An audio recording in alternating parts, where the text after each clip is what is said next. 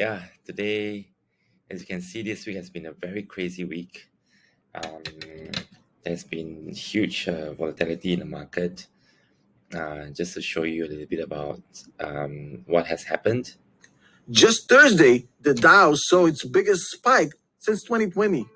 And then just a day later, the biggest downswing in a day since 2020. And that's all within 48 hours. That sort of volatility, that sort of behavior makes me just want to say, hey, I'm out. See you later. But you don't have to do that. Obviously, you can always go to cash and sit this one out. And Yeah, as you can see today as well on Friday, the market also is down. Nasdaq also is down like 1%.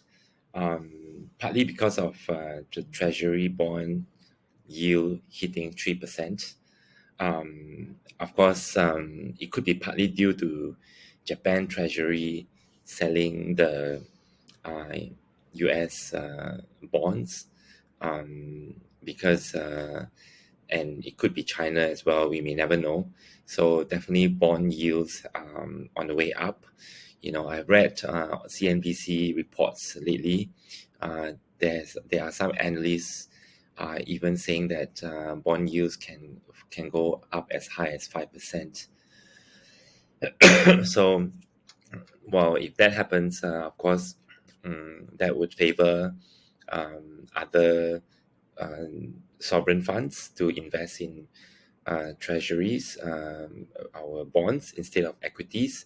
So equities would be affected even more. So this is something to take note.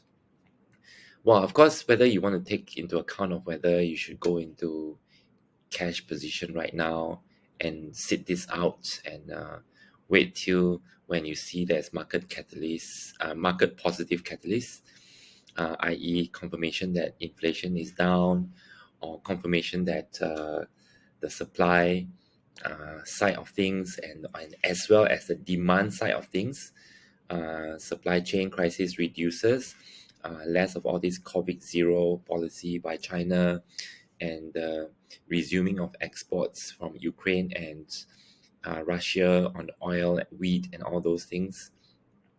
And of course, the demand side, the consumer demand in US is slowing down as well. That would be a really best soft landing, like what the Fed and the Treasury have mentioned. But of course, it's not always happened that volatility has spiked at over 30, and it's always a good thing to invest in the market when volatility is above 30. Even if you see during the COVID crisis, it went up to 66, it was always temporary, and then it will go down to it took about a month for the volatility to go back down to normalize 20 plus or even below 20. So if you want to look at when the greatest fear is and invest when the greatest fear is, right, this would you can look at the volatility index or the CNN fear and greed index to decide when is the best time to enter when everybody wants out, so you can actually buy the dip.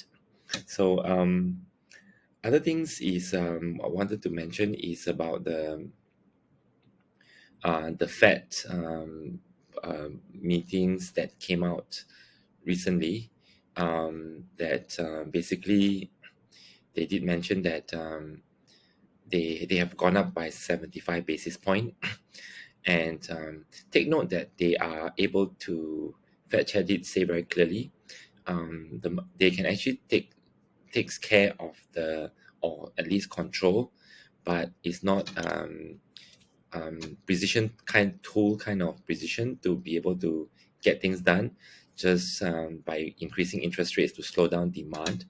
But on the supply side, right, it's actually the work of is a political will by governments, i.e.,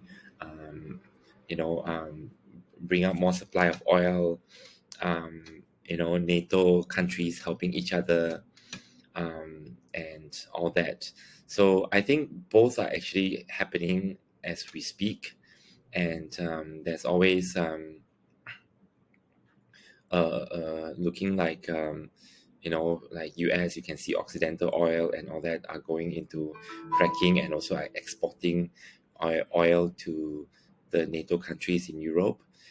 So definitely these are all work in progress. Of course, the market is a very impatient market, and they are they will react sometimes or even overreact, especially when they see uncertainty.